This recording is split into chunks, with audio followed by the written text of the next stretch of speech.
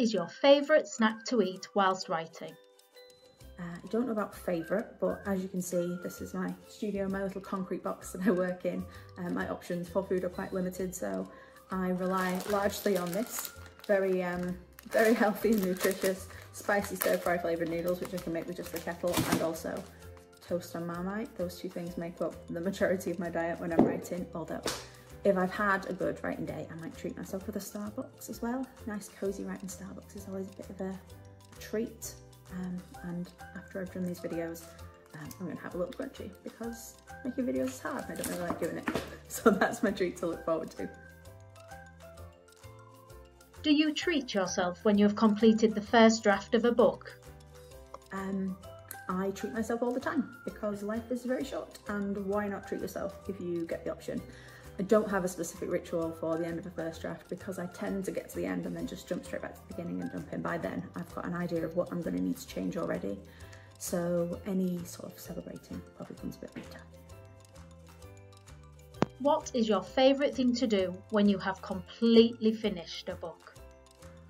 I have to be making something all of the time, or I go a little bit loopy. So if I have finished a book and I'm not immediately jumping into my next book, then I'm probably doing some other sort of creative project. All this nonsense on the wall behind me, the signs and the bags and all stuff that I make in between just to kind of keep myself going.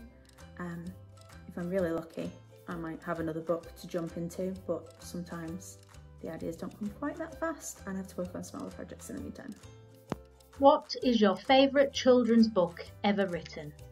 This is not a fair question to ask children's authors because obviously we're huge fans of children's books in general. As a kid, I read loads and loads of Jacqueline Wilson books and loads of horrible history books. They had a huge influence on me, as well as lots of little obscure books that I picked up from car boot sales and secondhand bookshops, wherever I could get my hands on them. The book, The Wolves of Willoughby Chase, is one that sticks out in my mind for having just a really excellently evil, sinister villain who was a big inspiration on me. But if I had to pick one, I'm going to go for The Picture Book with Jolly Postman, Janet and Alan Alberg, I think. It's an amazing book about a little postman that has to ride his bicycle all the way through the fairy tale land, and he delivers letters to the three bears and the giant and the big bad wolf, and each letter comes in its own little envelope, so you can open it up and read it. The one I remember loving as a child was addressed to the witch, and it was an advertising booklet where you could buy broomsticks and child pie instant mix and things like that.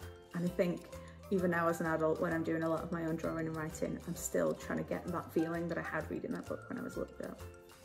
If you could invite 3 children's authors to dinner, past or present, who would you invite and why? I would invite number 1, Babette Cole, who you might know better as an illustrator. She did Dr. Dog and she did Mummy Never Told Me, and I would invite her because I think she's hilarious. Her books are so cheeky and irreverent and full of little grotesque details and quirks. I just think she's wonderful and I think we'd have a great time together. Choice number 2, I'll have Daniel Handler, who wrote the Lemony Snicket books. He is still alive, so at least I have a chance of meeting him. Again, just because I think he's absolutely hilarious. Those books always crack me up. They're really dark, which is what I really enjoy in books. And number 3, Jill Murphy, who wrote the large family books, The Family of Elephants, 5 minutes piece.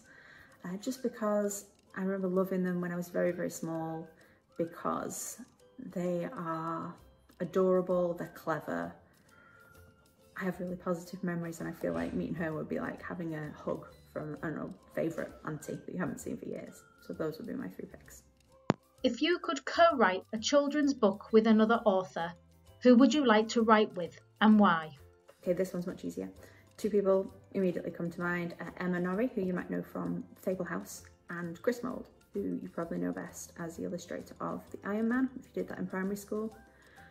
Just because they are both incredible creative brains. They're also 2 of the nicest people I've ever met. To be honest, between the 2 of them, they pretty much taught me how to do my job. Emma taught me how to write and Chris taught me how to draw. So I wouldn't have written Valentine Crow without either of them, but I would love to actually be able to work directly on a book as a team with either of those 2 people. I think would be amazing to get up every day and to spend time wandering around in their amazing imaginations. So that's an easy pick for me. If your shortlisted book were to be made into a film, who would you like to play your main characters? So immediately cannot think of any child actors to play the child characters, so that's a bit of a problem.